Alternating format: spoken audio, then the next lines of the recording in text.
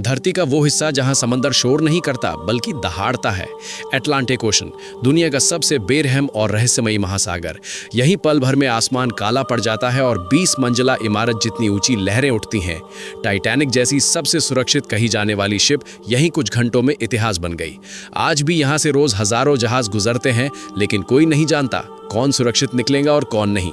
Atlantic ocean हमें सिखाता है, इंसान कितना भी ताकतवर हो, कुदरत हमेशा उससे एक कदम आगे रहती है। आपको क्या लगता है? कमेंट में जरूर बताएं।